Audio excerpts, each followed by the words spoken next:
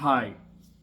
അഭിലാഷം, സൈജു കുറുപ്പ്, തൻവീറാം, അർജുൻ അശോകൻ ഇവരാണ് main characters ചെയ്തിരിക്കുന്നത്. സംവിധാനം ഷംസു സൈബ, ഡെബ്യൂ ഡയറക്ടറാണ്. എഴുതിയിരിക്കുന്നത് ജനിത് കാച്ചാപ്പിള്ളി. ഇതൊരു റൊമാൻസ് ഡ്രാമയാണ്. എനിക്ക് തോന്നുന്നു OTT-യിൽ അടുത്തിടെ കണ്ടതിൽ നല്ലൊരു സിനിമ. പ്രത്യേകിച്ച് ഇത് തിയേറ്ററിൽ നിന്ന് കാണാൻ പറ്റിയില്ലല്ലോ എന്നോർത്തൊന്നും റിഗ്രറ്റ് ഒന്നും അടിക്കേണ്ടി വന്നില്ല ഇത് കണ്ടപ്പോൾ. കാരണം ഇത് OTT സ്റ്റഫായിട്ട് എനിക്ക് തോന്നി. ഇപ്പോൾ OTT-യിൽ നല്ല സിനിമകൾ ഇറങ്ങണ്ടേ. എനിക്ക് നന്നായിട്ട് ഇഷ്ടപ്പെട്ടു ഈ സിനിമ.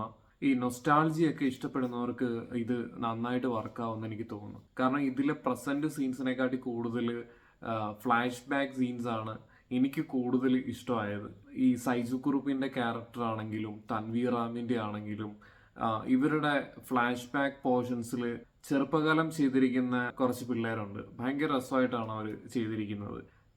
പിന്നെ പ്രത്യേകിച്ച് ആ ചെറുപ്പകാലത്തെ ലുക്കും പുതിയ ലുക്കും ഒക്കെ തമ്മിൽ നല്ല രീതിക്ക് മാച്ച് ചെയ്യുന്നുണ്ടായിരുന്നു.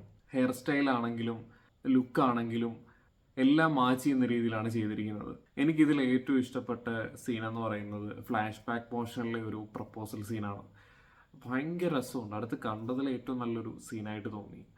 അതിൻ്റെ ആ ഒരു ബാക്ക് ഡ്രോപ്പും അഭിനയിച്ചേക്കുന്ന രണ്ട് കുട്ടികളും ആണെങ്കിൽ തന്നെ നല്ല രസമായിട്ടാണ് അവരത് ചെയ്തേക്കുന്നത്. പിന്നെ ഇതിലെ പാട്ടുകളൊക്കെ നല്ല ഭംഗിയുണ്ടായിരുന്നു. ശ്രീഹരി കെ നായരാണ് മ്യൂസിക് ചെയ്തിരിക്കുന്നത്. ഈ സിനിമയ്ക്കകത്തിൽ ഭയങ്കര സിങ്കായിട്ട് പോകുന്ന പാട്ടുകളാണ്. പക്ഷെ അല്ലാതെ സെപ്പറേറ്റ് കേൾക്കുമ്പോൾ എനിക്ക് അത്ര സുഖമായിട്ട് തോന്നിയില്ല. സിനിമയിൽ കേൾക്കുമ്പോൾ നല്ല ഭംഗിയുണ്ട്. സൈജു കുറുപ്പ് നല്ല രീതിക്ക് ക്യാരക്ടർ പെർഫോം ചെയ്തിട്ടുണ്ട്. പുള്ളിക്കാരൻ്റെ ഹെയർ സ്റ്റൈലൊക്കെ ഭയങ്കര ഡിഫറൻ്റ് ആണ് ഈ സിനിമയ്ക്കകത്തിൽ.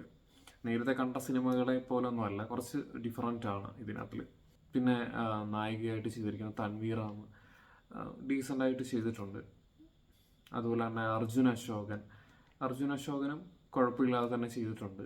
മൊത്തത്തിലൊരു നല്ല രസമുള്ള സിനിമയാണ്. നമ്മൾ നൊസ്റ്റാൾജിയൊക്കെ ഇഷ്ടപ്പെടുന്ന ആൾക്കാർക്കാണെങ്കിൽ പൊതുവെ ഈ സിനിമ കൂടുതൽ ഇഷ്ടപ്പെടാൻ സാധ്യതയുണ്ട്. എനിക്ക് നന്നായിട്ട് ഇഷ്ടപ്പെട്ടു ഈ സിനിമ. ഇത് ആമസോൺ പ്രൈമിലും അതുപോലെ തന്നെ മനോരമ മാക്സിലും അവൈലബിൾ ആണ്. എന്തായാലും സൈജു കുറുപ്പിൻ്റെ നല്ലൊരു സിനിമ കാണാൻ പറ്റി.